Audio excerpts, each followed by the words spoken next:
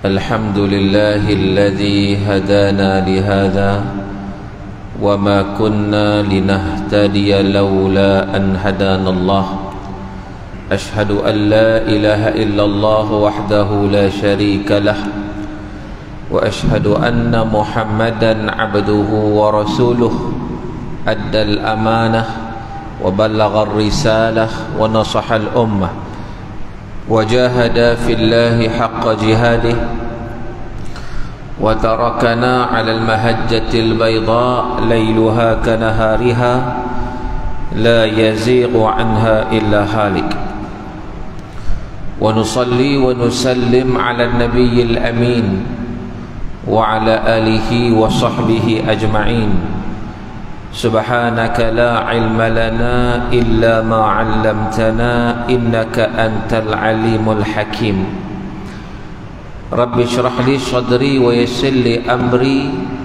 واحلل عقدة من لساني يفقه قولي أما بعد. Terima kasih kepada Tuan Pengurusi Majlis, Tuan Nazir, Tuan Imam, Tuan Bilal, Tuan Siak, Ahli Jawatan Kuasa Masjid Setia Alam, dan seterusnya tuan-tuan dan puan-puan muslimin dan muslimat yang dirahmati Allah Subhanahu wa taala sekalian. Alhamdulillah, kita bersyukur kepada Allah Subhanahu wa taala kerana dengan limpah dan kurnia daripada Allah Azza wa Jalla kita dapat bersama-sama pada malam yang berbahagia ini untuk kita berada dalam satu majlis ilmu dan untuk kita mengingati saudara-saudara kita di Palestin dengan tajuk perbincangan kita pada malam ini air mata Palestin. Tuan-tuan dan rahmati Allah Ta'ala sekalian, bagi sesiapa yang nak bertanya soalan, saya alu-alukan. Kalau siapa-siapa nak tanya soalan, boleh terus WhatsApp kepada saya di talian 019 324 1364. Saya ulang sekali lagi, sesiapa yang mempunyai sebarang persoalan nak bertanya apa-apa soalan, saya buka ruang kepada tuan-tuan untuk bertanya. Anda boleh menghantar terus soalan anda kepada saya melalui WhatsApp 019 324 1364. Jadi diumumkan dengan rasminya bahawa talian dibuka sekarang. Jadi insya-Allah malam ni kita fokus juga di samping isu-isu yang saya nak sampaikan, kita buka juga kepada persoalan. Jadi handphone saya ni saya buka, WhatsApp saya buka ni, kalau siapa-siapa nak tanya soalan boleh tanya. Tuan-tuan yang dirahmati Allah Ta'ala sekalian, bila kita bicarakan soal Palestin, sebenarnya dia bukan sahaja berkaitan dengan orang Palestin. Itu kita kena ingat. Bila kita sebut Palestin, dia berkaitan dengan kita semua, sebab dia merupakan tanah suci bagi umat Islam, yang mana padanya ada Masjidil Aqsa yang disebut oleh Allah Subhanahu wa taala dalam surah Al-Isra ayat yang pertama, Subhanalladzi asra bi'abdihi laylan minal masjidil harami ilal masjidil aqsa. Masjid Aqsa di mana? Di Palestin. Allah Ta'ala sebut secara jelas kedudukan Masjid Aqsa, kedudukan Palestin, alladzi barakna haulahu, yang Allah berkati di sekelilingnya. Jadi Masjid Aqsa dan sekitarnya termasuk tanah, air, udara, batu, tanaman, buah-buahan, semuanya mempunyai keberkatan sebagaimana yang dinaskan dalam Al-Quran. Maka dengan sebab itu bumi Palestin boleh dianggap sebagai bumi Islam yang suci kerana Masjid Aqsa terdapat pada Palestin. Masjid Aqsa adalah tempat yang Nabi SAW singgah semasa peristiwa Al-Isra wal Mi'raj.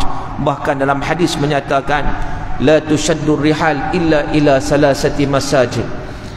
Jangan berusaha payah kecuali ketiga buah masjid, Masjidil Haram, Masjid Nabawi dan Masjid Aqsa. Masjid Haram dan Masjid Nabawi tidak ada isu, tetapi Masjid Aqsa ada isu kerana ia masih lagi di bawah cengkaman Zionis Yahudi. Yang hari ini tuan-tuan, umat Islam nak solat Jumaat di Masjid Aqsa pun dihalang, tak boleh. Kekejaman, kezaliman yang dilakukan oleh puak Zionis Yahudi ini sangat-sangat melampaui batas.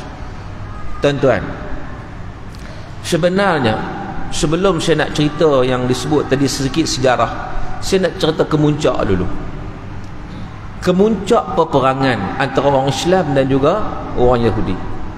Sebenarnya ada satu final war, satu peperangan yang terakhir yang akan berlaku di antara umat Islam, tentera-tentera Islam dengan tentera Yahudi.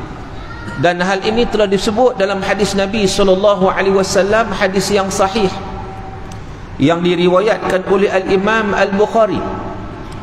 Kata Nabi SAW, Nabi sebut, la taqumus sa'ah hatta yuqatil al-muslimun al-yahud fayaqtuluhumul muslimun hatta yakhtabi al-yahud min wara'il hajar wa syajar fayaqulu al-hajar wa syajar ya abdullah ya muslim ta'al wara'i yahudi faqtulhu illa al-ghaqqat fa innahu min syajaril yahud atau kama qala Rasulullah sallallahu alaihi wasallam. Hadis sahih tuan-tuan yang diriwayatkan oleh Al-Imam Al-Bukhari.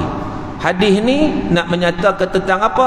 Tentang final war di antara orang Yahudi dan juga orang Islam, iaitu peperangan yang terakhir yang berlaku di antara Yahudi dan orang Islam. Apa maksud hadis tersebut? Hadis sahih Bukhari, kata Nabi SAW, la taqumus sa'ah, tidak berlaku kiamat hatta yuqatil al-muslimun al-yahud, sehingga berlaku peperangan antara orang Yahudi dan juga orang Islam dan orang Yahudi. Ini peperangan kemuncak. Yang sebelum sampai kepada peperangan kemuncak itu sudah ada peperangan-peperangan sebelum, termasuk peperangan 7 Oktober. Jadi peperangan kemuncaknya disebut oleh Nabi SAW. Nabi kata, la taqumus sa'ah hatta yuqatil al-muslimun al-yahud, tidak akan berlaku kiamat tak akan berlaku sehinggalah berlakunya peperangan yang sangat dahsyat, peperangan terakhir antara orang Yahudi, antara orang Islam dengan Yahudi. Dan pada waktu itu kata Nabi SAW, fayaqtuluhumul muslimun, orang Islam akan bunuh mereka, orang Islam akan bunuh Yahudi, hatta yakhtabi al-yahudi min wara'il hajar wa syajar, sehinggalah Yahudi itu menyorok belakang batu, belakang pokok. Fayaqulul hajar wa syajar, maka datang suara daripada batu, datang suara daripada pokok. Mana pokok bersuara, batu bersuara. Kadang-kadang orang heran, betul ke pokok bersuara ni? Macam mana? Tuan-tuan, tak nanti akhir zaman, sekarang pun dah ada. Sekarang pun dah ada. Baru ni salah seorang tentera Hamas, dia beritahu ketika mana dia berada di medan perang, dia menghalalkan, dia nak tembak sebuah tank, sebuah kereta kebal. Dalam suasana perang tu dengan kelengkapan senjata musuh yang sangat hebat, dengan bilangan mereka yang ramai, gementar tu ada lah juga. Bukan tak ada, sebagai manusia ada perasaan gementar tu ada. Walaupun mereka pejuang-pejuang Islam ni tak pernah takut mati, tak pernah, mereka nak syahid, tetapi sebagai manusia dia kata dia ada juga gementar tu. Masa dia menghalalkan peluru dia nak tembak tank ataupun kereta kebal Yahudi tersebut, dalam keadaan rasa sedikit gementar, tiba-tiba ada suara dari belakang sebut, ya Abdullah la takhaf. Ada suara mari daripada belakang. Siapa? Allahu a'lam. Dia kata, wahai hamba Allah, jangan takut, jangan takut, tembak. Maka dia pun tembak. Dia kata bila dia tembak, dia tak sangka memang tepat kena pada kereta kebal itu dan memusnahkan kereta kebal Zionis tersebut. Nak ceritanya bab suara ni sekarang pun dah ada dah. Jadi dalam hadis ni Nabi kata suara mari daripada batu, suara mari daripada pokok. Ya Abdullah, wahai hamba Allah. Ya Muslim, wahai orang Islam, ta'al, mari sini.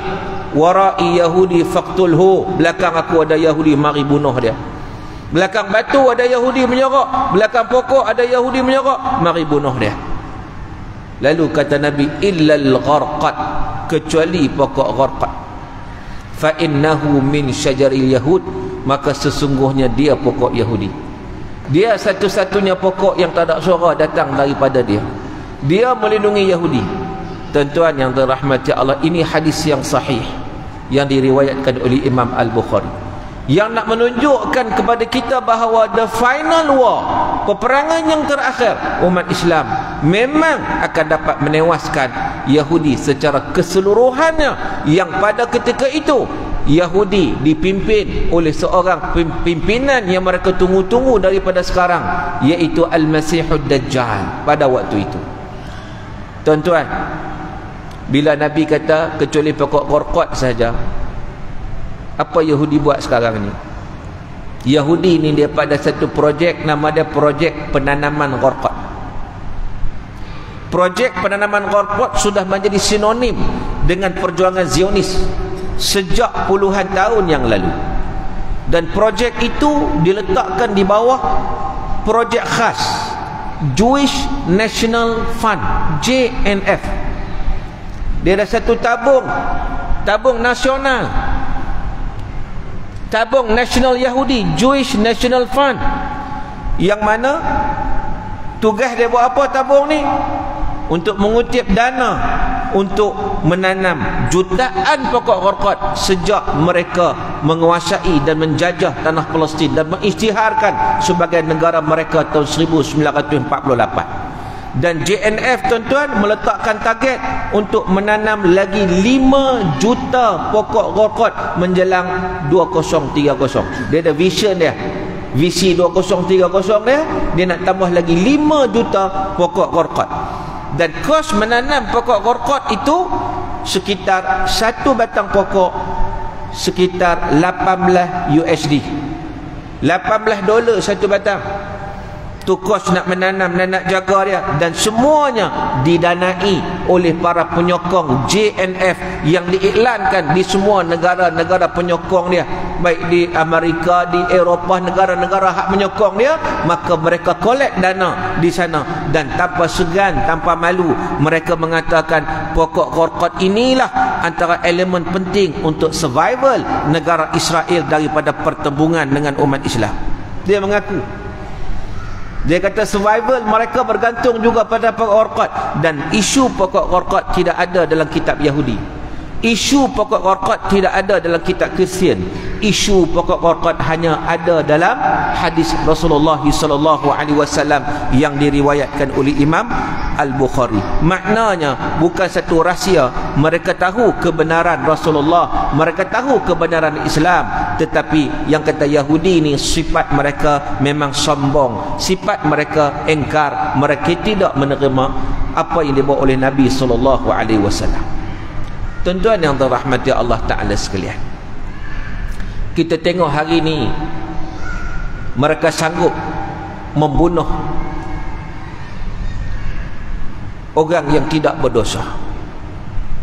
Kalau mereka bunuh askar tak apa, itu perang nama dia, itu perang. Tetapi di medan perang mereka kalah. Sampai sekarang mereka kalah tu tak? Cuma berita tak keluar. Berita Yahudi ni penuh pembohongan, itu ada, manipulat cerita, itu ada. Antaranya ketika mana semalam mereka serang Hospital Al-Shifa, dalam gambar tu mereka tunjuk, mereka kata mereka menjumpai markas Hamas di situ, sedangkan tak ada peperangan pun, tak ada tentangan pun, memang tak ada pun Hamas kat situ. Ini dibuktikan oleh doktor-doktor yang ada situ menyatakan demikian, tak ada. Maka masuk dan maka create, maka letak senjata, maka letak Quran, maka letak buah kurma, maka ambil gambar. Inilah hasil. Dia kata dijumpai senjata-senjata milik Hamas yang menjadikan hospital sebagai markas mereka. Jadi wajarlah mereka buat serangan. Tuan-tuan, buah gambar pembohong bila orang close up gambar tu tengok kurma Amerika. Hamas tak makan kurma Amerika, tuan-tuan. Maknanya mereka bawa bersama-sama mereka, maka letak dekat situ. Jadi dia ambil gambar pembohong. Baru ni dalam Washington Post, dalam surat khabar Washington Post, dia ambil gambar budak-budak yang cedera, kanak-kanak Palestin, ditukar tajuk, ditulis itu, inilah mangsa-mangsa kanak-kanak ini diselamatkan oleh Israel daripada serangan Hamas. Pembohong, tuan-tuan. Yahudi ni memang kaki bohong. Sebab tu hari ni kalau siapa-siapa yang perangai dia bohong, kita kata apa? Bohong macam Yahudi. Kalau jenis temberang sangat ni, kaki bohong sangat ni, hang ni lah bohong macam Yahudi. Sebab apa? Yahudi ni memang kaki bohong. Dia tahu dia salah, dia tahu dia tak betul, tetapi dia tetap melakukannya. Sebab apa dibunuh kanak-kanak? Bukan dia tak tahu itu salah di sisi undang-undang antarabangsa. Sebab apa dibunuh wanita, dibunuh orang tua, dibunuh orang yang tidak bersenjata? Sebab dia bacul, sebab dia penakut. Dia ada golongan yang penakut, dia tidak berani. Sebab itu di medan perang dia kalah dengan Hamas. Sekarang ini, tuan-tuan, cuma tidak dilaporkan berita kepada kita bahawa ribuan askar dia sudah pun mati. Beratus, rasanya dah 200 lebih dah. Dia punya kereta kebal, kereta perisai, semua dimusnahkan dan dihancurkan oleh tentera Hamas.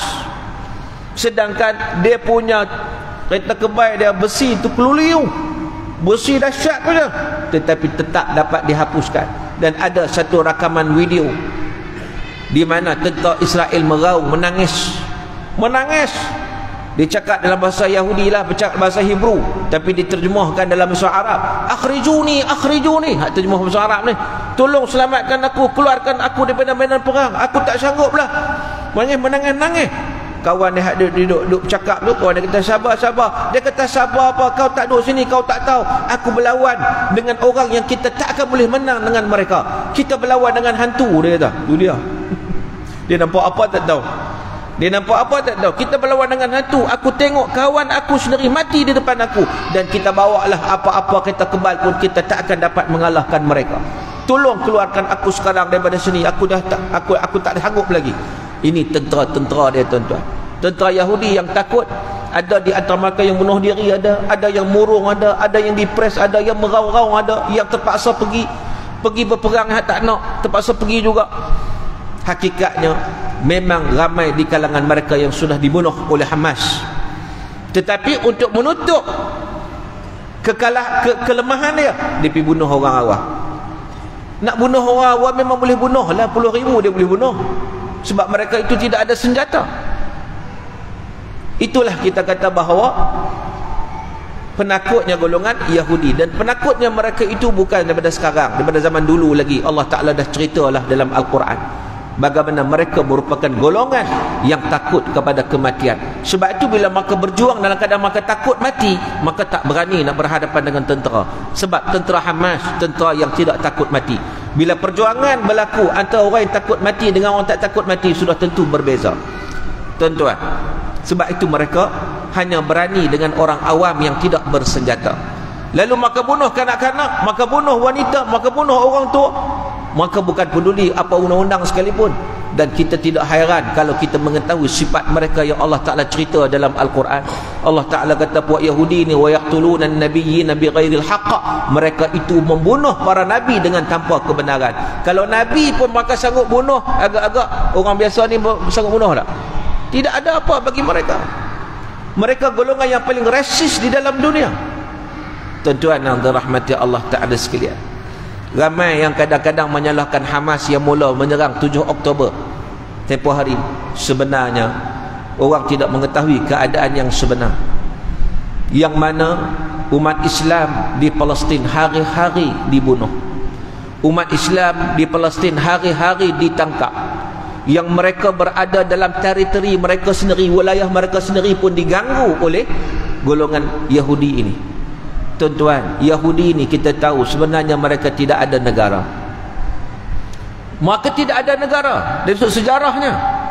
Mereka merempat di seluruh dunia. terutama di Amerika, di Eropah, dan mereka dibunuh oleh Hitler dalam satu peristiwa Holocaust. Juta yang meninggal dunia.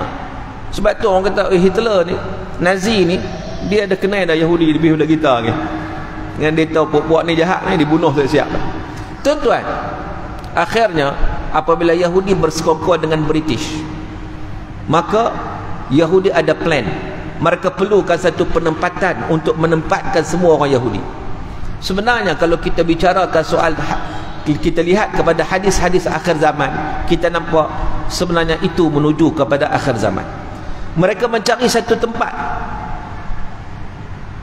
lalu mereka nak Palestin. Mereka pernah ditawarkan oleh British nak bagi mereka di Afrika, mereka tak nak. Di Afrika mereka tak nak. Mereka nak di mana? Palestin.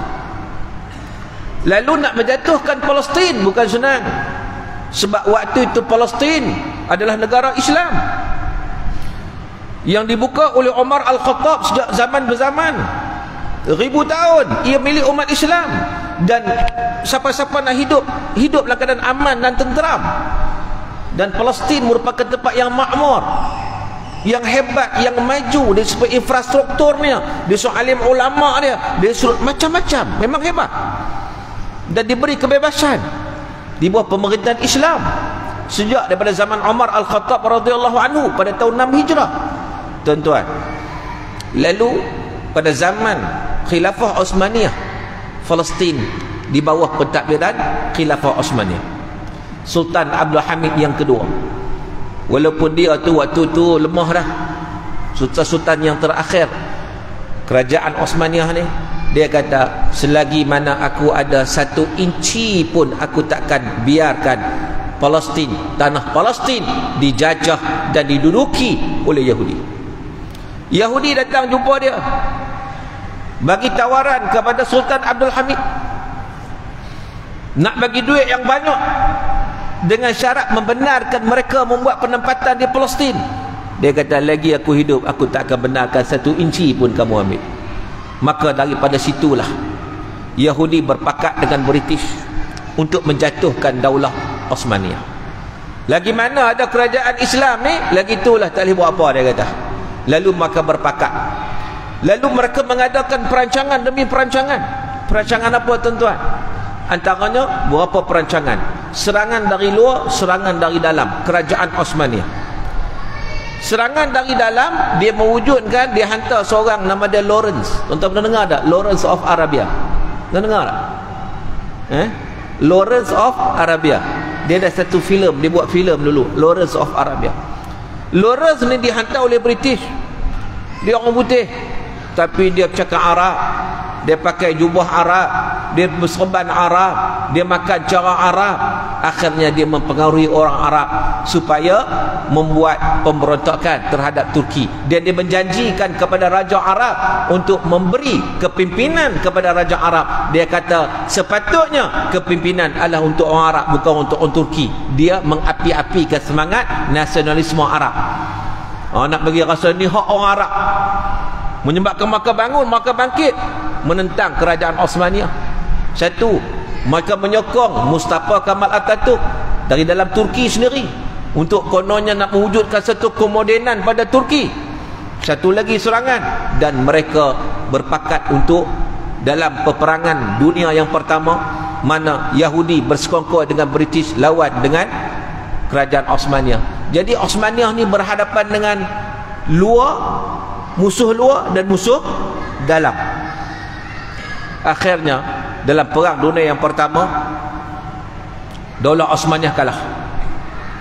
Kerajaan Osmaniyah kalah dalam peperangan tersebut, dan ini memberi ruang kepada British untuk menjajah Palestin. Tahun 1917 dia mula membenarkan puak Yahudi sedikit demi sedikit datang ke Palestin. Main duk merimpit-rimpit, main duk tumpang duduk. Mari nak tumpang duduk di tanah Palestin, yang tanah dimiliki oleh umat Islam yang sekian lama. Maka oleh kerana British jajah, dia membenarkan. Dia panggil Yahudi mai duduk situ, seorang.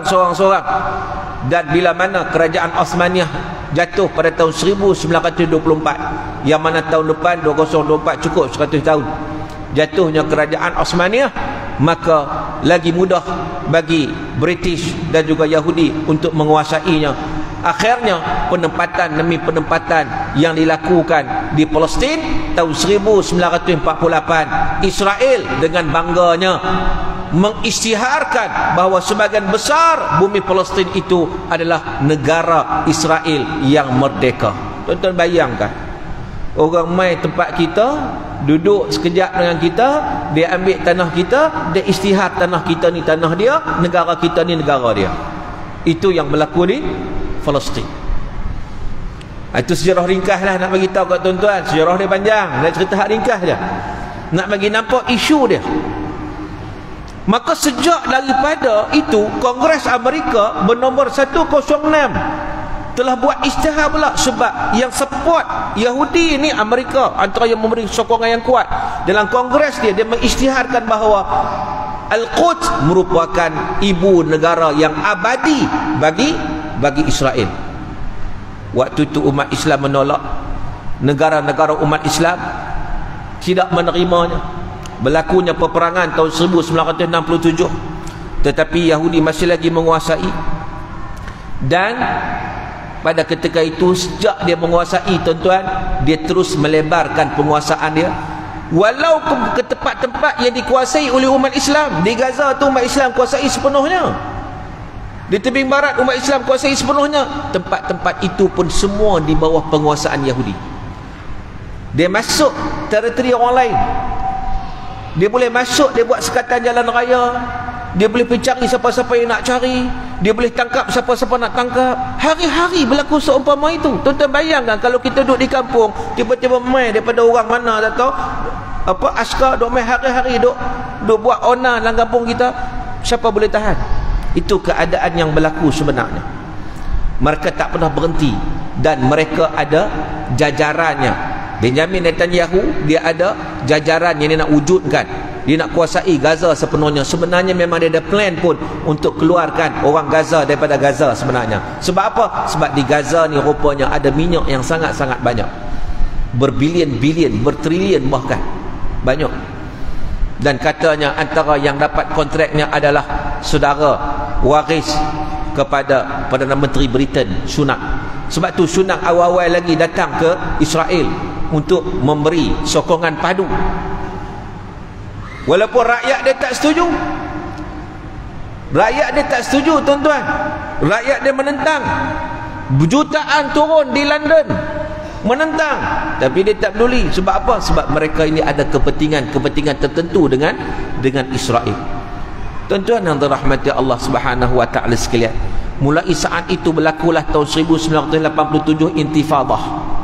Intifadah ni maknanya umat Islam bangun menggunakan batu. Dah tak ada apa senjata, batu dah melawan, kan? Kemudian seterusnya berlakulah siri penentangan, yang mana Hamas mengambil jalan untuk membebaskan Palestin secara keseluruhannya melalui jalan jihad. Itu saja jalan yang ada. Kalau harap yang lain tak boleh. Sembang rundingan habis gitu je. Lah kali Yahudi kuasai, lepas rundingan Yahudi kuasai, lepas rundingan Yahudi kuasai. Dia menambah teritori dia. Akhirnya apa pun tak ada bagi umat Islam, sedangkan itu tanah suci umat Islam yang sepatutnya dikembalikan. Tuan-tuan yang dirahmati Allah Ta'ala sekalian, maka bermulalah episod yang baru ni, 7 Oktober, peperangan yang dimulakan oleh Hamas, kan, yang nak menunjukkan bahawa Yahudi ni, Israel ni bukan satu negara yang kebal. Tidak. Walaupun dikatakan mereka ini mempunyai tentera yang keempat terkuat di dunia, tetapi malangnya mereka mudah ditewaskan. Tuan-tuan yang dirahmati Allah Ta'ala sekalian, maka apa yang berlaku pada hari ini ada hikmah yang sangat besar. Walaupun kita nampak kematian demi kematian yang berlaku, ya, umat Islam di Palestin hari ini ramai yang terkorban, ramai yang syahid, tetapi suatu hikmah yang sangat besar, tuan-tuan. Apa hikmah yang sangat besar yang kita boleh ambil? Untuk mengetahui apa hikmahnya, jangan ke mana-mana, kita akan sambung selepas ini. Sebab dah masuk waktu isyak, kita nak bagi laluan dulu untuk azan isyak dikumandangkan. InsyaAllah lepas ni kita sambung.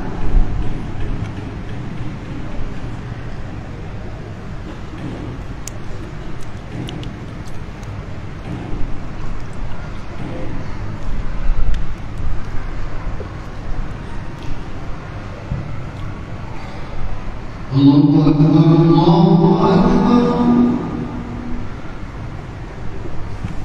Allahu Akbar,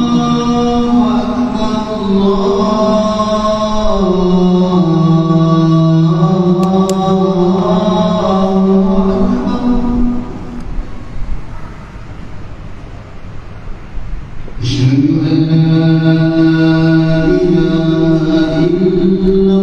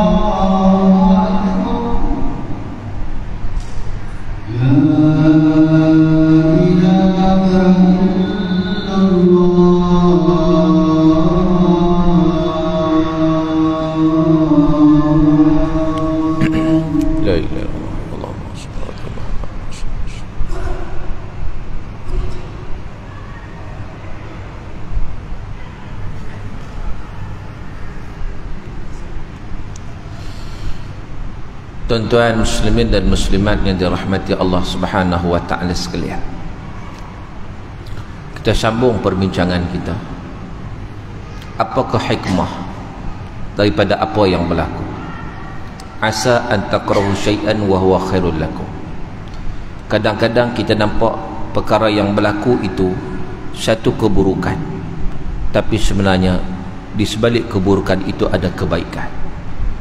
Dan saya nampak antara hikmahnya inilah bunga-bunga ke arah pembebasan Palestin secara keseluruhannya. Sebab apa? Saya sebut tadi tuan-tuan. Yang pertama, orang Yahudi ini merupakan orang yang penakut. Mereka cukup takut kepada kematian. Dan hari ini dilaporkan dah ratus ribu dah bila mana tentera-tentera Hamas sampai ke Tel Aviv, menyebabkan mereka dah jadi kucak-kacir. Rakyat dia pun rasa tak tenteram. Dan rakyat Israel ni, mereka mempunyai lebih daripada 2 warga negara.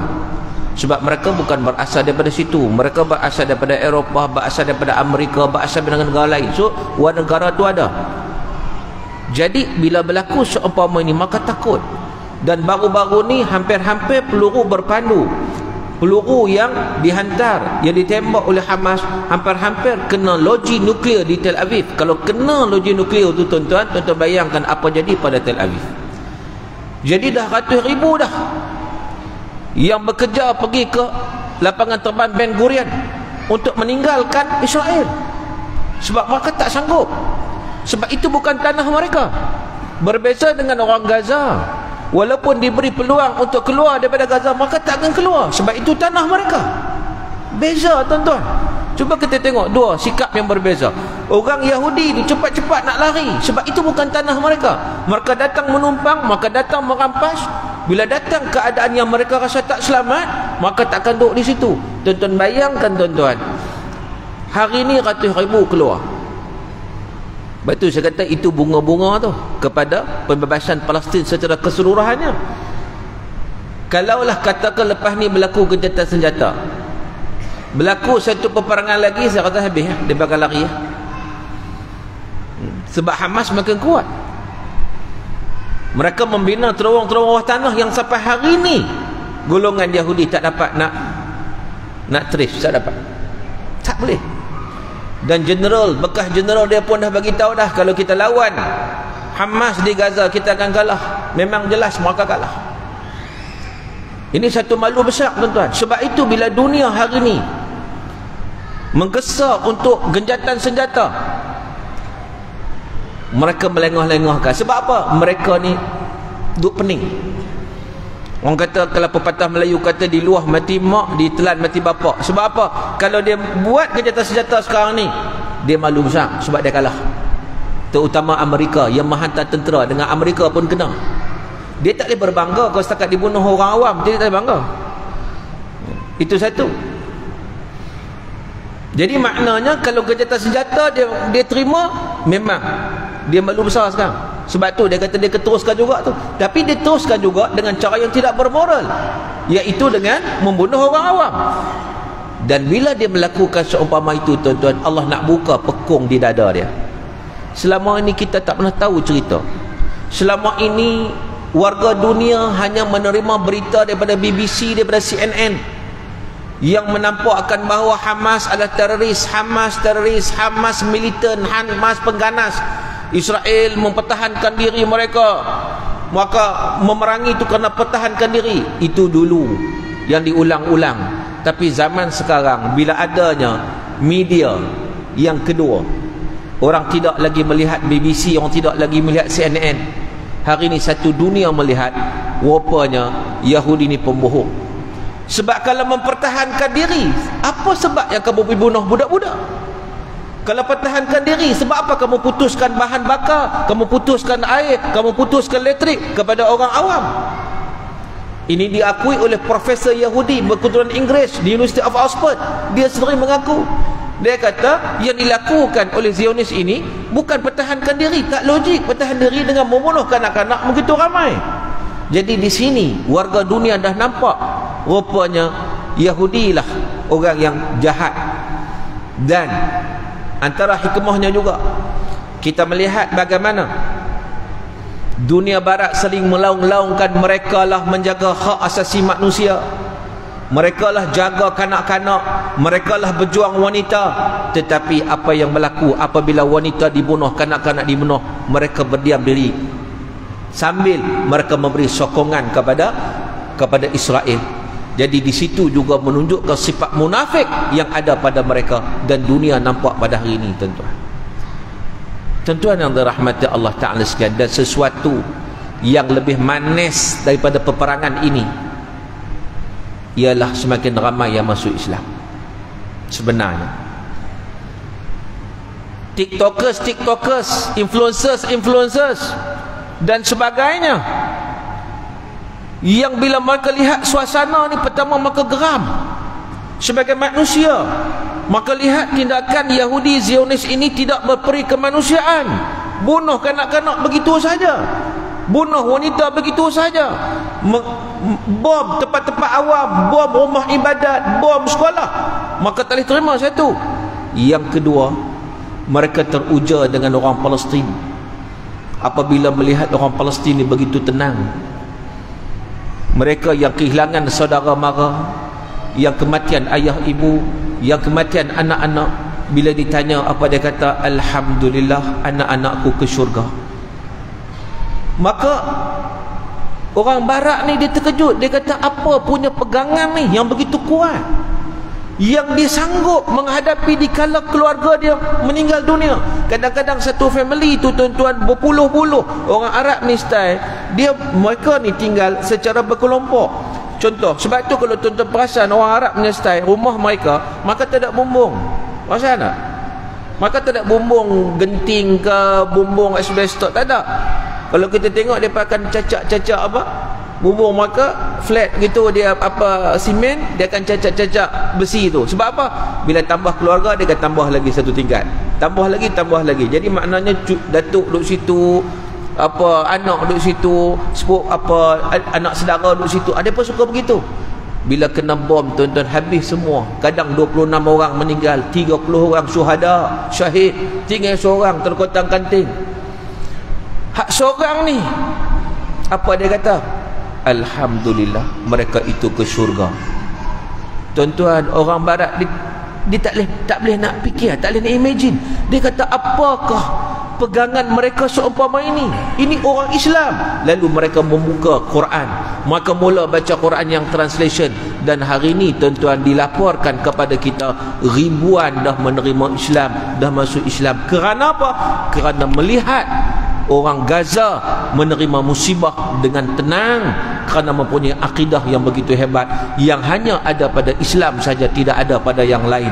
Maka hikmah yang besar tuan-tuan, walaupun ribuan yang syuhada, yang syahid, tetapi ramai yang masuk Islam kerana melihat suasana ini berlaku. Dan satu perkara yang kita juga salute kepada orang Palestin, orang Gaza terutamanya, dalam suasana yang berlaku, ada 3 saja kalimah yang mereka sering ucapkan dalam kehidupan mereka seharian. Yang pertama, Alhamdulillah. Kaki kudung kena bom, Alhamdulillah. Mati syahid, Alhamdulillah, saudara kita ke syurga. Bila lagi kita nak ke syurga? Tambah-tambah bila lihat ada saudara mereka itu yang berbau harum, berbau wangi. Ada yang pegang bau wangi, 10 orang pegang, 100 orang pegang, duk wangi itu tak habis. Menyebabkan mereka lagi yakin, lagi percaya Allah pilih para syuhada ini. Sebab itu mereka tak pernah takut kepada kematian. Mereka tetap mempertahankan bumi umat Islam, bumi Gaza tersebut. Tuan-tuan yang dirahmati Allah Ta'ala sekalian, jadi ramai masuk Islam. Mereka ni orang Gaza, pertama disebut Alhamdulillah. Yang kedua, perkataan yang disebut Allahu Akbar, Allah Maha Besar. Yahudi tak besar, Allah Maha Besar. Yang ketiganya ialah La ilaha illallah. Seorang budak umur 10 tahun, bila mana bom datang, boom, dia tertimbus di bawah. Orang korek nak selamat, korek pegang tangan dia duk sebut La ilaha illallah, La ilaha illallah, La ilaha illallah. Tuan-tuan, budak umur 10 tahun. Kita budak umur 10 tahun tak tahu apa lagi. Dia 10 tahun, La ilaha illallah duduk dalam jiwa dia. Gambar yang terbaru diberi kepada kita, ada seorang budak didokong oleh perawat, pakai baju perawat ni, doktor ke jururawat lah. Dia dukung budak ni kecil lagi. Bapa dia meninggal, keluarga dia meninggal, dia tinggal seorang saja budak ni kan? Maka dia peluk doktor tu. Dia kata, ayah, itulah ayah dia. Maknanya hidup mereka bersaudara. Walaupun meninggalnya keluarga, tapi keluarga yang lain itulah keluarga mereka. Tuan-tuan yang dirahmati Allah Ta'ala sekalian, Kita sebagai umat Islam, apapun yang berlaku kepada saudara kita, buat kata pepatah, cubit paha kanan, paha kiri mesti terasa. Dan menjadi kewajipan kepada kita untuk memberi pertolongan kepada umat Islam. Sebab Nabi kata, man lam yahtam bi amril muslimin falaysa minhum. Sesiapa yang tidak ambil berat hal ehwal orang Islam, maka dia bukan di kalangan mereka. Maka dengan sebab itu, kita ambil cakna hari ni, malam ni, solidariti kita kepada umat Islam di Palestin. Apa bantuan yang kita boleh bagi, kita bagi. Dan kita ambil dalam masa yang sama, kita ambil pengajaran, kita ambil aktibar, kita ambil semangat mereka, kita ambil juang mereka, kita ambil jihad mereka untuk kita tanamkan dalam diri kita. Dan dalam masa yang sama, kita lihatlah anak-anak yang kehilangan ibu bapa mereka. Anak-anak umur kadang baru kecil lagi, baru lahir 2 tahun, dah tak ada dah siapa-siapa di atas dunia melainkan dia seorang saja. Sebab apa? Sebab dibunuh oleh Zionis yang tidak berperi kemanusiaan, yang tidak kira siapa. Sebab tu kita sebut tadi, Zionis ni memang macam tu. Kalau Allah Ta'ala cerita, kalau Nabi pun mereka bunuh, setakat budak-budak tak ada apa bagi mereka. Bahkan Nabi Muhammad SAW pun ketika mana Nabi sampai ke perkampungan Bani Nadir, mereka berkomplot nak bunuh Nabi SAW. Itu perangai Yahudi. Tuan-tuan yang dirahmati Allah Ta'ala sekalian, jadi sebagai umat Islam, kita jangan lagi jadi orang yang tunduk kepada Amerika dan juga kepada Israel dan sekutunya. Jangan jadi macam negara-negara Arab baru ni yang bersidang, yang tidak ada apa hasil, setakat kutuk tapi tidak ada tindakan yang dibuat. Tak berani nak hantar tentera walaupun seorang. Amerika hantar senjata, Britain hantar senjata, Syria hantar tentera. Kita nak hantar pun takut, nak cakap pun takut. Negara-negara umat Islam takut. Mesir nak buka pintu Rafah tu, nak buka pintu sempadan, sedangkan itu sempadan Mesir dengan Gaza, bukan kaitan dengan Israel pun. Tapi nak buka sempadan tu pun kena minta keizinan Israel. Kalau Israel tak bagi, tak berani buka. Begitu pengecut. Sebab itu Nabi dah sebut dah. Nabi kata akhir zaman nanti kamu akan dimamah oleh musuh. Bukan kerana musuh kuat, tidak. Kamu akan dimakan oleh musuh. Sahabat tanya, ya Rasulullah, bilangan kita sikit sangat ke? Waktu tu senang sangat musuh nak mamah kita. Nabi kata bukan sikit, tapi ramai. Tapi ramai yang macam buih yang kena penyakit wahan. Nabi kata kena penyakit wahan. Sahabat Nabi tanya, mal wahnu ya Rasulullah, apa maksud penyakit wahan itu? Sebab wahan ni kalau ikut terjemahan dia maksudnya lemah. Apa maksud lemah ni? Penyakit apa ni? Nabi kata hubbud dunya wa karahiyatul maut. Penyakit cinta kepada dunia, benci dan takut kepada kematian. Itu penyakit dia. Ini yang Yahudi, tuan-tuan, dia hidang betul-betul kepada umat Islam hak ni lah saban hari, menyebabkan umat Islam lalai. Bila lalai, senang dia serang, senang dia perkotak-katik kan. Sebab itu saya teringat guru saya Syekh Al-Khalidi, Abdul Fattah Salah Al-Khalidi, dalam buku beliau Israiliyat Mu'asirah, beliau kata apa? Dia kata, aku tak bimbang dengan umat Islam di Palestin, aku bimbang dengan umat Islam di luar Palestin. Pula dah. Sebab apa? Sebab umat Islam di Palestin mereka kenal musuh mereka. Maka bangun pagi, maka tahu musuh, maka Zionis Yahudi, maka akan berjihad, maka akan lawan. Kalau tak menang syahid. Dua itu saja. Tetapi umat Islam di luar Palestin maka tak kenal musuh mereka. Maka bangun tidur dalam keadaan selesa, tetapi rupa-rupanya kehidupan mereka sudah dikuasai oleh musuh mereka, oleh Yahudi. Antaranya apa? 4S. Apa 4S? Sex, song, smoke, sport. Perasan tak perasan? Tuan-tuan, seks hari ini lambakan program-program, video-video, filem-filem lucah dan sebagainya. Dilalaikan manusia dengan perkara tersebut. Song, nyanyian, hiburan yang melampau-lampau. Negara umat Islam masih lagi duk berhibur dalam keadaan umat Islam di Palestin yang dibunuh saban hari, boleh gembira lagi. Lalai bila duk dalam hiburan tu, dia hilang punca. Di situlah adanya dadah, di situ ada pil ekstasi, di situ ada pil kuda. Tuan-tuan, penyebaran pil-pil ni dekat mana? Di masjid ke di pusat hiburan? pil kuda, pil ekstasi disebarkan di mana? Di tempat-tempat macam tu lah. So dia khayal, dia tak peduli dah apa nak menimpa umat Islam, dia tak peduli dah. Bagaimana Yahudi kuasai dari sudut hiburan, sport, sukan ni bagus, tuan-tuan Islam pun suka sukan ni, tetapi mereka buat macam mana supaya ada sukan-sukan yang tutup aurat pun tak boleh, kena ikut prosedur dia. Akhirnya umat Islam terpaksa langgar perintah Allah Ta'ala. Smoke ni nak cakap banyak payah kan. Rokok ni tuan-tuan, Yahudi pun tahu benda tu mudarat. Sebab tu Yahudi ni dia tak bagi siapa-siapa isap rokok masuk dalam rumah dia. Kalau isap rokok keluar daripada premis dia itu. Tetapi dialah yang membekalkan rokok kepada orang lain. Sebab apa? Sebab dia nak menguasai orang lain. Biar orang lain yang dia dapat keuntungan, tapi kita yang dapat kesengsaraan. Sebab tu kita ni tuan-tuan, kalau kita sebut solidariti kita pada Palestin, kalau rokok pun kita tak boleh nak berhenti, kat mana? Kita tepuk meja ni, punya geram, aku geram pada Yahudi ni, tepuk meja, tangan sebelah lagi isap rokok Yahudi. Jadi maknanya tak jadi lah.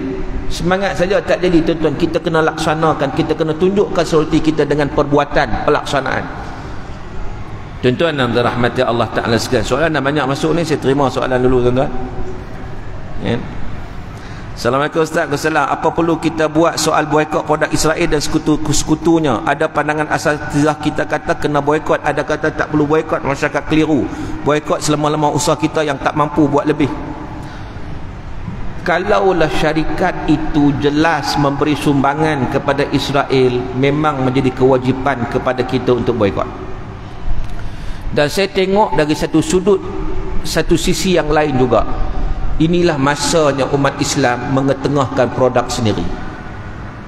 Sampai bila kita nak bergantung kepada produk yang datang daripada barat? Duk bangga ni tak kira lah. Kalau Coca-Cola tu tuan-tuan, marilah Zam-Zam Cola ke, Mega Cola ke, Setia Alam Cola ke, semua kalah habis. Menang Coca-Cola. Sebab apa? Mari Starbucks, marilah hak lain, Setia Alam Bank ke, apa bank mesti nak tak jalan, menang dia juga. Sebab apa? Sebab tu saya kata inilah masanya umat Islam berfikir untuk mengetengahkan produk umat Islam yang akan disokong oleh 2 bilion umat Islam. Kalau umat Islam bersatu, selesai masalah. 2 bilion umat Islam tuan-tuan. Umat Islam consumers yang paling ramai.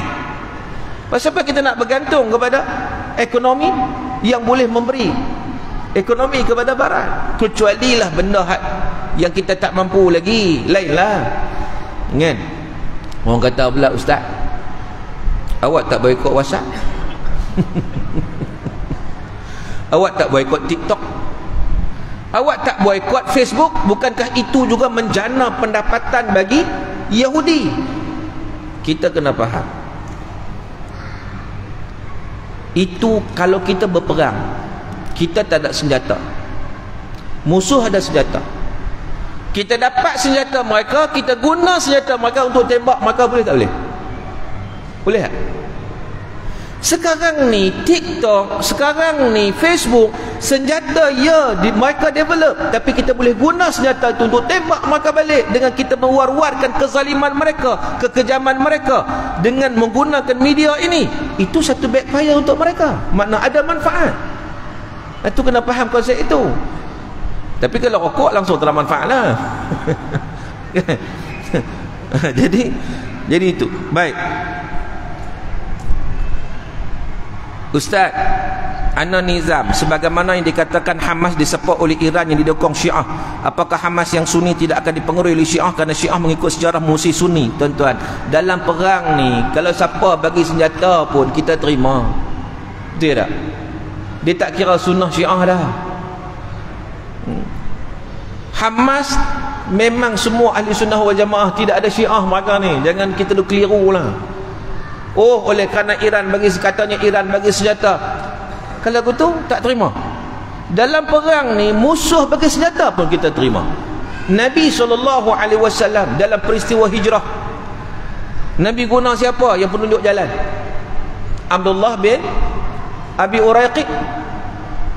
Dia tu bukan Islam, tapi dia tunjuk jalan Nabi untuk pergi hijrah. Sebab apa? Sebab boleh guna dia.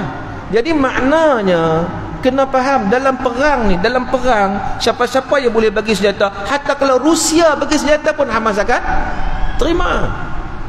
Korea Utara kalau bagi, Korea Utara kan bagi, terima tak? Terima. Nah, itu kenapa tak ada kaitan. Oh, kalau terima dia tak kira, terima jadi komunis kot. Kalau terima Rusia jadi komunis ya. Oh, kalau terima daripada Iran jadi Syiah. Dah, dia takkan jadi, tuan-tuan. Kan? Macam kita lah. Kita berkawan dengan kawan kita non-Muslim. Kita terima bantuan dia. Awak kita nak jadi agama dia kah? Dah. Nah, itu kena faham. Dalam konteks perang apatah lagi. Siapa-siapa yang bagi bantuan lagi nak terima. Nak melawan kemudaratan yang sangat besar daripada Zionis. Assalamualaikum salam. Adakah Iran sekutu Israel? Ini kerana rakyat Iran juga ada berkutangan Yahudi. Ya, betul. Sebab itu Dajjal akan keluar daripada Asfahan bersama 70,000 Yahudi. Sebab tu saya ni kalau Iran saya tak percaya sangat. Tapi kau nak bagi sokongan okeylah. Kan? Tapi setakat ni hak dia sebut tu ganas. Kita akan lancarkan kita, tapi dia tak buat apa lagi lah. Yang dok ada tu Hizbullah tu memang dah lama dah perang dengan Israel tu, memang dok ada dah. Tapi Iran tu sendiri memang kalau dia sebut nak memerangi Amerika tu lama dah. Dia sebut tu nak hantar senjata tu, nak hantar perang tu lama dah. Tapi takat ni tindakan tak ada lagi. Hamas masih lagi berseorangan, betul tak? Setakat yang kita tengok sekarang ni. Nah, jadi kau nak pegang sangat tak boleh. Sebab itu juru cakap Hamas dulu Abu Ubaidah, sekarang ni Abu Ubaidah lah, hari tu dia seru semua pemimpin-pemimpin Arab, dia seru semua orang Islam. Hari ni dia tak seru semua dah. Sebab apa? Tak jalan. Akhirnya dia seru siapa?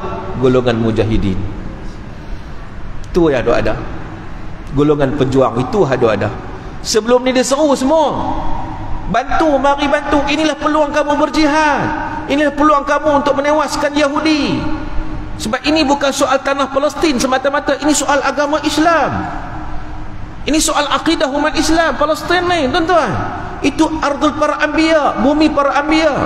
Nabi Ibrahim, Nabi Yaqub, pelbagai nabi kat situ. Nabi Isa kat situ. Nabi Zakaria, Nabi Yahya dan pelbagai nabi. Itu bumi para anbiya alaihi wassalatu wassalam. Al-Imam Al-Ghazal, Al-Imam Syafi'i lahir di Gaza tahun 150 Hijrah di Palestin. Itu imam kita. Tempat yang barakah. Dulu dia seru, tak jalan. Tak jalan, tuan-tuan. Sekarang ni dia seru apa? Golongan mujahidin saja. Assalamualaikum Ustaz. Wassalam. Bilakah Palestin akan menang? Kami sudah tak sanggup melihat penderitaan saudara kami di Palestin. Kemenangan, tuan-tuan, dia bukan datang dengan percuma. Kemenangan datang dengan perjuangan. Kemenangan datang dengan darah yang mengalir. Dan kemenangan itu akan datang, percayalah. Sebab kita yakin kepada sabda Rasulullah sallallahu alaihi wasallam. Sebab apa, tuan-tuan? Sebab tu saya sebut tadi, mula-mula tadi saya sebut hadis final war, last war, menunjukkan bahawa sebelum final war itu berlaku, sebab final war itu Yahudi bersama Dajjal, yang mana sebelum berlaku final war itu Yahudi akan keluar daripada bumi Palestin. Maka akan keluar. Sebab tu saya kata hak ada sekarang ni dah bunga-bunga dah, maka akan keluar. Saya tak pernah nak kata buah lagi, saya kata bunga lagi. Sebab apa? Sebab baru keluar baru ni ratus ribu. Rakyat dia kat 7 juta kan. Kalau perang sekali lagi kot mungkin berapa juta keluar. Bila maka dah keluar. Dan ya, percayalah tuan-tuan, mengikut guru saya pengkaji hadis-hadis akhir zaman almarhum Syekh Dr. Walidul Ani rahimahullah, beliau kata kekuatan Yahudi, kekuatan Israel terletak kepada Amerika sebenarnya. Amerika yang duk jaga dia. Amerika pun dah tak stabil. Amerika lawan Rusia di Ukraine.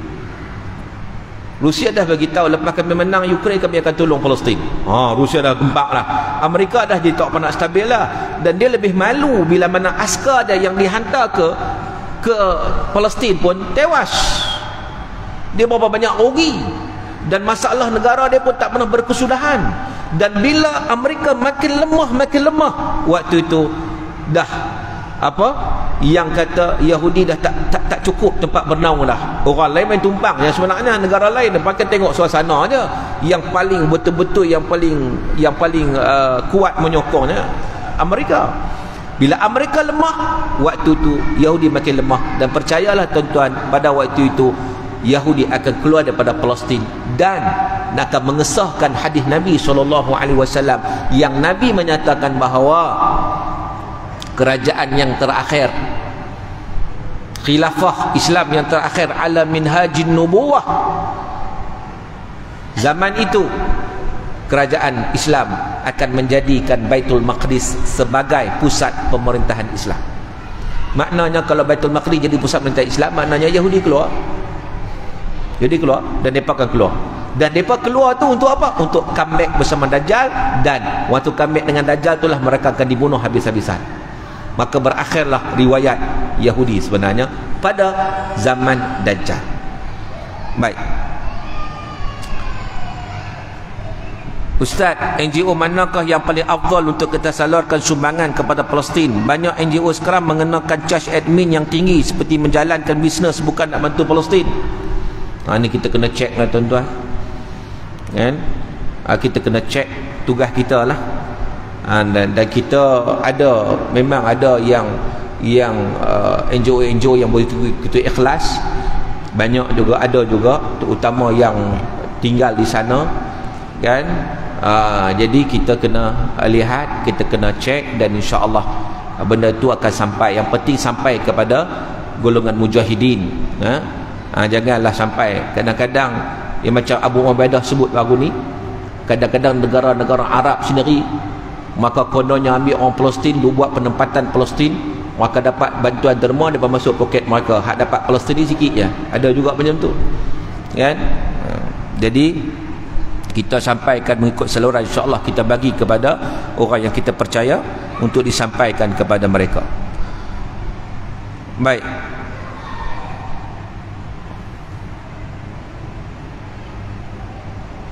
Ini soalan kat sini ke ada kaitan ke tak ada kaitan pun saya tak tahu ni. Oh, tapi kat sini ada gambar ni. Oh, ada gambar saya ni, betul ya? Ustaz tengok. Oh, betul lah kat sini lah. Buat soalan lain sikit. Assalamualaikum Ustaz. Waalaikumsalam. Semoga Ustaz sentiasa dikurniakan kesihatan yang baik. Saya Saiful dari Siti Alam. Siti Alam sinilah.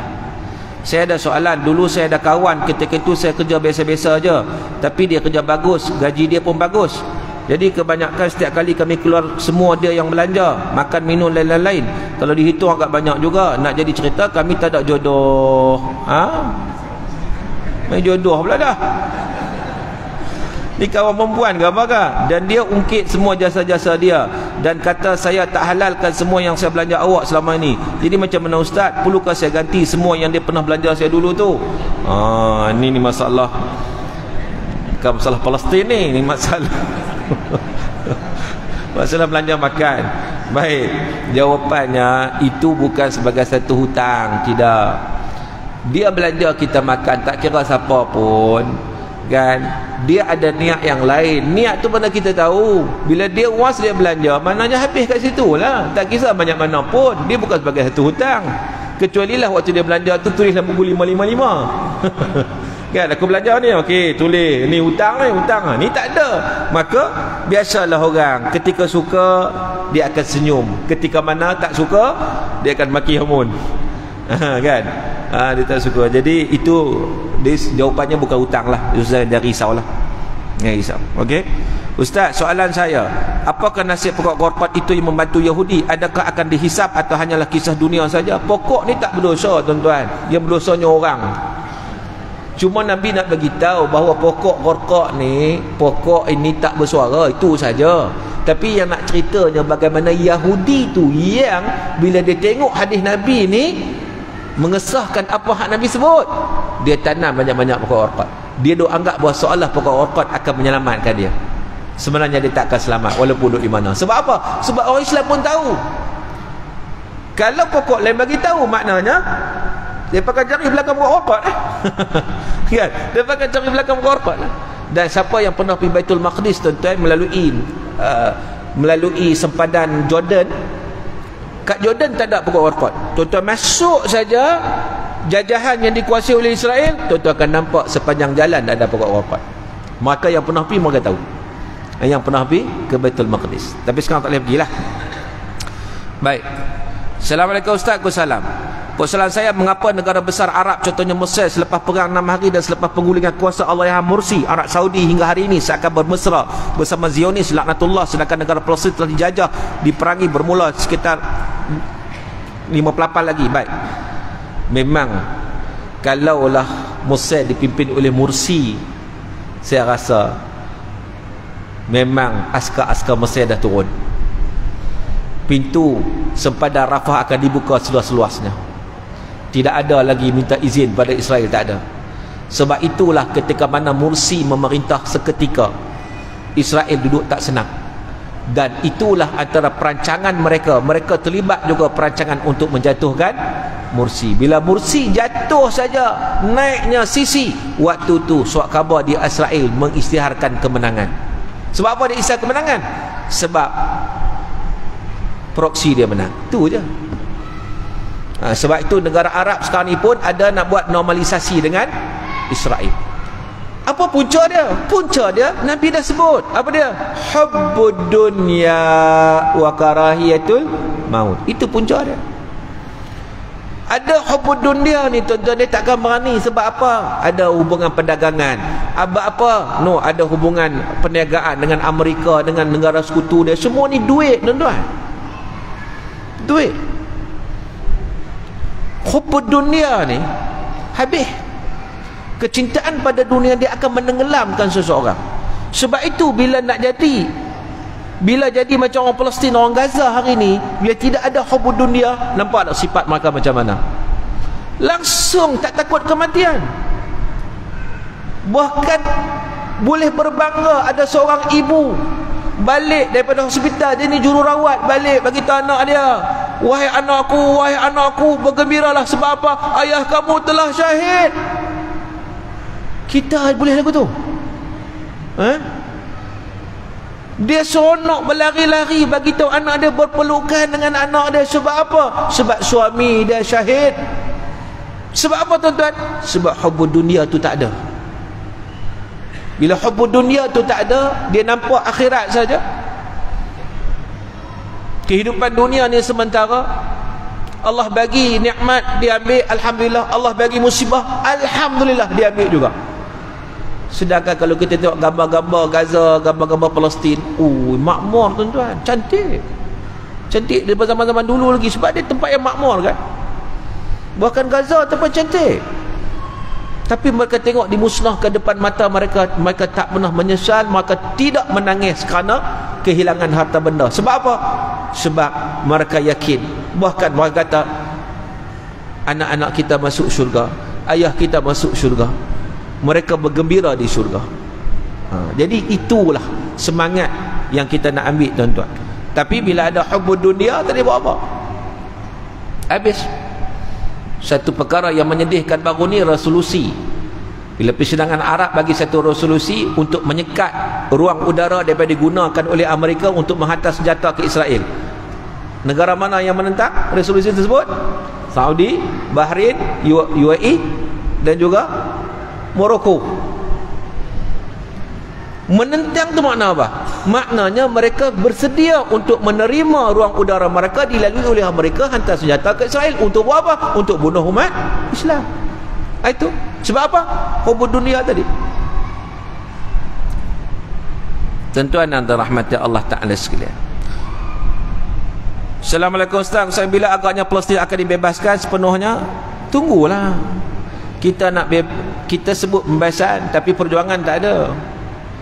Macam saya sebut tadi, sesuatu kemenangan itu bukan berhasil secara mudah, percuma. Dia memerlukan kepada perjuangan, memerlukan kepada darah yang mengalir sebenarnya, sebagaimana yang berlaku pada hari ini. Bukan kita suka darah mengalir, tidak. Tetapi itu dia punya fitrahnya begitu, lumrahnya begitu, sunatullahnya begitu sebenarnya.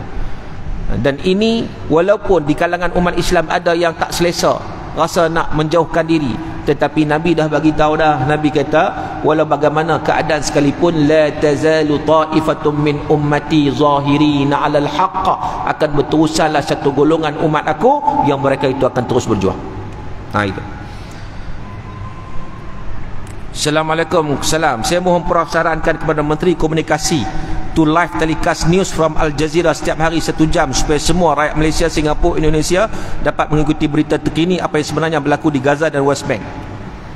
Kan? Ya, satu cadangan yang baik. Sebab kita tak nak lagi. Sebab baru ni, ya Allah tuan-tuan, saya geram. Saya dah bawa kereta, buka radio kita. Dia buat berita apa? Dia ambil berita semua barat. Tentera Israel ketika mana menyerbu hospital Shifa menjumpai senjata yang dimiliki oleh Hamas. La ilaha illallah. Dia boleh terima berita tu. Saya geram. Masuk suara bang pula. Kita tahu berita tu daripada apa? Daripada Yahudi. Tapihlah sat dulu, ataupun paling tidak berlapiklah ini adalah dakwaan daripada sumber tentera Yahudi. Contoh, okeylah sikit. Ni dia tak ada dah dawan-dawan seolah mengesahkan perkara tersebut, sedangkan itu pembohongan. Jangan kita tertipu lama dah berita-berita ni yang datang daripada barat. Mereka modify, mereka bohong. Banyak pembohongan yang berlaku, mereka tutup kebenaran. Al Jazeera okey sikit lah, kan? Dan juga hari ni macam kita sebut tadi, ada media-media yang kedua yang ambil secara live benda itu berlaku. Nak bohong tak boleh dah, kan? Ini jasa wartawan. Kita tengok ramai syahid tu, wartawan yang mereka itu juga ada peranan nak menceritakan kebenaran yang berlaku secara langsung dari sana. Sanggup duk bagi laporan bom belakang tu, tak lari tuan-tuan. Oh subhanallah. Kalau kita lah terkencing kat tu juga, kan? Itu keadaan dia. Tuan-tuan dan rahmati Allah Subhanahu wa taala sekalian. Ustaz, perang 2023 berlaku di Gaza sahaja atau berlaku juga di bahagian lain Palestin? Di Gaza aja. Sekarang ni di Gaza aja. Di kawasan lain ada, maka buat tunjuk perasaan, tapi maka tak ada senjata. Yang ada senjata Hamas ya. Brigade Al-Qassam. Baik, itu tumpuan sekarang pada Gaza, tumpuan sekarang. Assalamualaikum. Waalaikumsalam. Soalan, ada ungkapan oleh Panglima Salahuddin, siapa yang berjaya mengusir Palestin mereka akan mengusir dunia. Boleh Ustaz perjelaskan maksud ungkapan ini dengan suasana perang di Gaza? Tuan-tuan yang dirahmati Allah Ta'ala sekalian, dia sebenarnya macam kita sebut bahawa bumi Palestin ini memang betul. Sebenarnya apabila Palestin dikuasai, apabila umat Islam dapat balik Palestin, daripada situlah pentadbiran khilafah Islam akan datang daripada situ. Dan negara-negara umat Islam insya-Allah akan bernaung di bawah negara Islam yang berpusat di Baitul Maqdis. Dan ini akan berlaku bila, wallahu ta'ala alam. Kita tak berani nak sebut bila, sebab itu benda gaib. Tapi itu akan berlaku kalau kita merujuk kepada apa yang telah dinyatakan oleh Nabi SAW.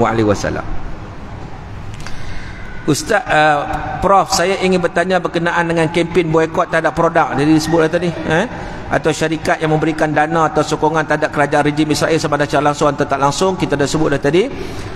Cuma dia kata kempen boikot ini bermusim. Memang itu standard dah, orang kita memang macam tu. Memang macam tu. Kempen ni, kempen apa pun memang dia bermusim. Sebab tu saya baru ni Sinar Harian tanya saya. Sebab tu saya sentuh isu yang isu boikot tak apalah. Saya tak nak sentuh sangat. Sebab tu saya sebut dekat Sinar Harian yang tanya pendapat saya lah. Dia tanya pendapat mufti. Mufti bagi pandangan isu boikot, jihad ekonomi dan sebagainya kan, dia sebut. Bila tanya saya bagi satu sisi yang saya sebut tadilah. Sisi yang kedua, iaitu boikot di satu, produk kita tu mana? Produk kita tu mana? Terutama bab makanan. Takkan kita tak ada makanan? Kita lagi hebat, tuan-tuan. Bab minuman, takkan kita tak ada minuman? Setidaknya benda yang kita dok konsum hari-hari ni, kita tak tanyalah kapal terbang hak besar-besar tu. Kita tanya benda hak kita dok buat hari-hari, hak kita guna hari-hari. Takkan sabun pun kita berharap kepada mereka lagi, kan? Ni pun sabun pun ambil Yahudi lagi. Macam mana? Makanan, minuman, benda-benda harian ni. Di sinilah peranan kita umat Islam. Kita sokong Syarikat-syarikat Bumi Putra, syarikat umat Islam yang naik kita sokong. Sekurang-kurangnya dia akan memberi kebaikan pada umat Islam tu balik. Dia bayar zakat dan sebagainya, dia bersedekah dan sebagainya. Jadi itu perlu dilaksanakan. Baik, saya umumkan talian ditutup. Banyak duk hantar lagi tak ada nak jawab. Pukul 9 ni lagi umpah tak makan nasi dagang lah lagi. Umpah nak makan nasi dagang, umpah jangan hantar soalan dah. Saya umumkan talian ditutup, cukup lah. Mana ada je, mana sempat kita jawab je, kan? Tuan-tuan, boleh Ustaz ulah orang Islam menjadi ejen Zionis di Malaysia? Nak ulah apa? Nak ulah apa? Orang Arab pun ada ejen Zionis, orang Melayu ada ejen Zionis, orang putih pun ada ejen Zionis. Mereka yang berkiblatkan kepada kebendaan memang ada. Saya tengok baru ni orang Arab tuan-tuan dengan bendera Israel duduk belakang tu, siap bangga lagi. Dia kata sebenarnya kita menentang Hamas, Hamas itu teroris, Hamas itu khawarij. Belakang dia bendera Israel. Ejen. Sebab apa? Mereka diberi kemewahan, mereka diberi dunia. Itulah sifat Dajjal. Ketika mana Dajjal datang, sebab Dajjal itu mewakili Yahudi yang paling besar. Itulah Dajjal. Ketika dia datang, dia membawa makanan yang banyak. Nabi umpamakan segunung roti. Itu umpama kiasan pada makanan lah. Siapa yang ikut dia akan dapat kenikmatan, siapa yang tak ikut dia akan dapat kebuluran. Itu sifat dia. Jadi manusia yang nak kemewahan dunia, dia jadi ejen. Itu dia punya falsafah dia. Kat situ je sebenarnya. Nak kemewahan yang sementara di atas dunia, tetapi dia akan menyesal yang tak sudah ketika mana dia bertemu dengan Allah Subhanahu wa taala.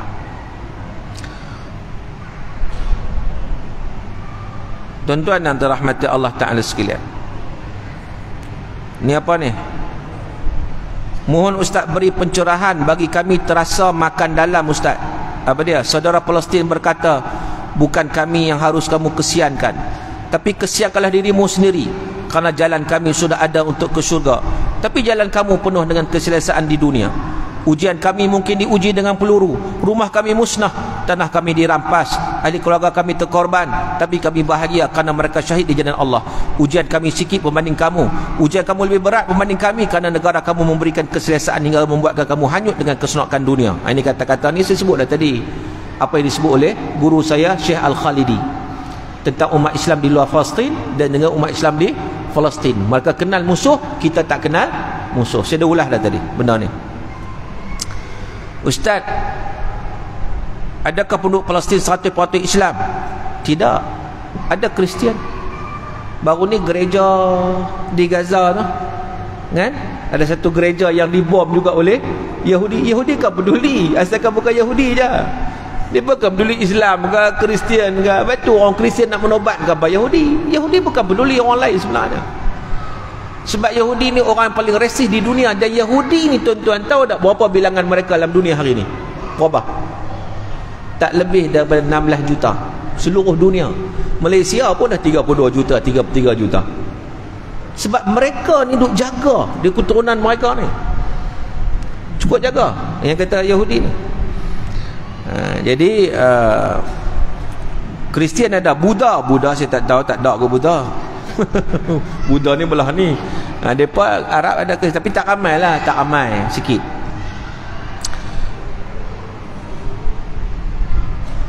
Ustaz, saya ada soalan, adakah Yahudi Zionis, Yahudi Ortodok sama? Dia tak sama.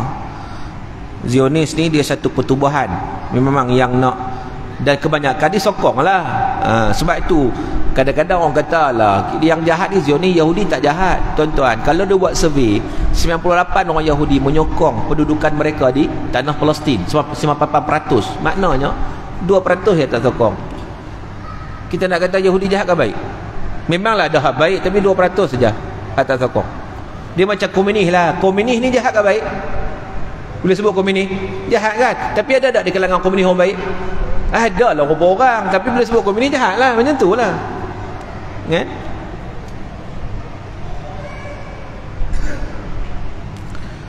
Tuan-tuan yang dirahmati Allah Ta'ala sekalian,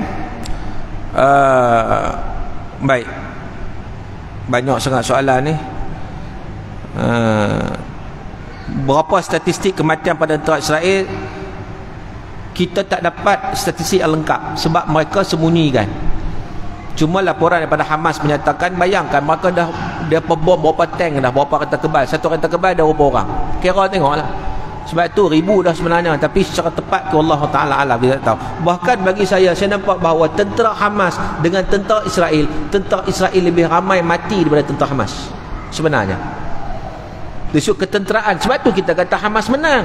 Dia tak boleh kira orang awam. Orang dia tak boleh kira. Dia bunuh mana-mana pun tak kira. Dalam ketenteraan, dalam perang, dia kira berapa tentera yang tewas. Jadi kalau ikut di lapangan sekarang, tentera Israel, tentera Zionis, lebih ramai mereka itu terkorban nak dibanding dengan tentera Hamas yang syahid. Jadi dari sudut lapangan, tentera Hamas masih menang, tuan-tuan. Tuan-tuan yang dirahmati Allah Ta'ala sekalian, perlu tak negara-negara Islam menghantar tentera membantu Hamas? Sepatutnya kita ni jauh lagi. Baru ni fatwa daripada Kesatuan Ulama Dunia bagi fatwa bahawa menjadi kewajipan kepada negara-negara yang bersempadan, termasuk Mesir, Arab Saudi, Jordan, apa tu lagi, Lebanon, Syria, yang bersempadan ni menjadi kewajipan kepada mereka untuk menghantar tentera sekurang-kurangnya. Hak jauh ni hantar, orang Malaysia ni hantar bantuan, hantar teknologi. Malaysia baik juga, bagus juga bab ni, bab teknologi ni. Dulu koyak Israel, koyak sungguh. Lah ni cuak pula kan. Jadi maknanya ada, maknanya apa sumbangan kita boleh buat, kita buat. Apa sumbangan boleh buat, buat. Nak masuk bukan senang, tuan-tuan. Orang kata nak hantar tentera bukan senang. Afghanistan dah isytihar, kami nak masuk, tolong buka sempadan. Sempadan tak buka, tak boleh masuk je kan. Baik,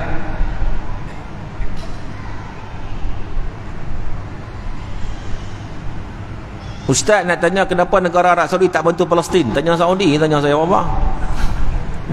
Kadang-kadang kita geram, tuan-tuan kan. Kenapa tak bantu? Dia bukan rakyat bagus.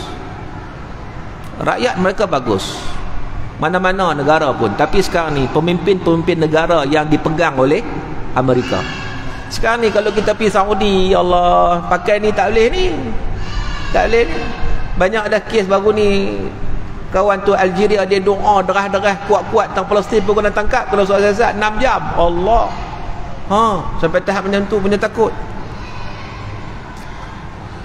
Ustaz, di Palestin ada dua parti utama, Hamas dan Fatah. Kenapa Fatah tak bersatu bersama Hamas dalam menentang Israel? Fatah ni banyak korup. Dia tak ada jihad, dia banyak sembang-sembang apa ni. Sebab tu orang Palestin secara keseluruhannya mereka tidak meletakkan kepercayaan pada Fatah. Dia parti politik aja.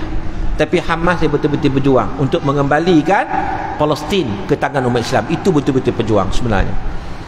Kan? Sebab tu rata-rata orang Palestin mereka bersetuju. Walaupun mereka mati, tuan-tuan, tak ada seorang pun menyalahkan Hamas. Tuan-tuan tengok tak? Kalau kita lah, hang punya punca apa kau duk marah kan? Hang punya punca, hang punya sebablah kami jadi macam ni. Ada tak kita pernah dengar ada seorang orang Palestin menyalahkan Hamas? Ada tak? Ada tak? Tak ada. Sebab mereka tahu itu perjuangan yang benar. Perjuangan nak mengembalikan hak. Perjuangan yang dituntut dalam agama. Maka itu yang berlaku. Tuan-tuan yang dirahmati Allah Ta'ala sekalian, cukup kot minta maaf tak jawab lagi ni. Banyak lagi soalan yang sampai kepada saya, tapi macam saya sebut tadi, kalau saya jawab lagi tak makan nasi dagang kita malam ni. Maka dengan sebab itu, kalau ikut lebih masa dah tadi, saya diberi sampai pukul 8.45, ni lajak lah sampai pukul kat 9 suku. Jadi saya rasa sekadar itulah. Kalau kita nak cerita bab Palestin ni panjang, cumanya sekurang-kurangnya cetusan pada malam ini memberi satu kesedaran kepada kita bahawa umat Islam bersaudara. Itu yang paling pentingnya. Kasih sayang sesama umat Islam kena ada.